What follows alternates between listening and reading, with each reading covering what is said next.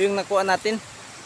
So hahatiin ko tong sa dalawa mga birds. So welcome back to my channel mga birds. So manguha tayo ng gagawing pugad-pugad ng alimukon natin mga birds. So manguha tayo ng marami kasi para may gawin tayo sa may paglaruan yung mga under training natin. So mahuhuni na din kasi. So malapit na yung magpugad-pugad na yun sila. So kailangan nating kuna ng mga kanya-kanyang pugad. So yung original talaga na pugad ng na kinukuhaan ng alimukon mga birds, yun yung kukuhanan natin. So marami yun dito sa amin. So mamaya lang mga birds. So dito tayo manguha mga birds. Yan.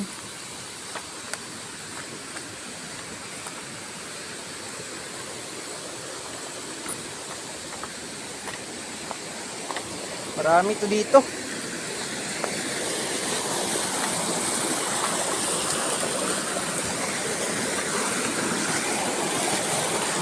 Yun mga birds oh.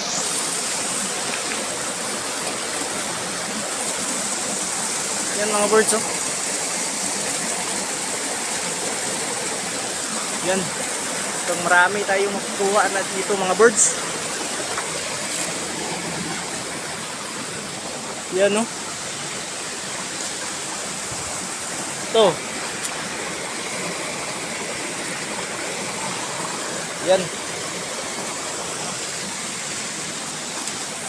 Ito, hindi pa natuyo. Oh, so marami-rami yung makukuha natin dito ngayon mga birds. So yun lang mga birds, manguha muna ako. So ito yung nakuha natin mga birds. So hatiin ko lang to sa dalawa mga birds. Kasi may dalawa pa din doon. At ito, hatiin ko sa dalawa para maging dalawa to. At mayroon na tayong laruan sa ating mga under training mga birds. Ayan o. Ayan. So ayun lang mga birds.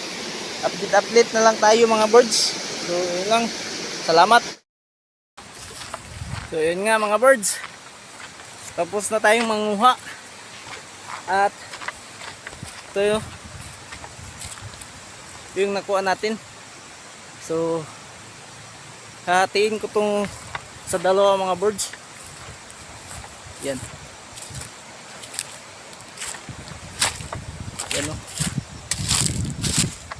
Ganito karami yung kinuha lang natin mga birds para sa dalawa nating under training. So ayan, may laruan na yung under training natin mga birds.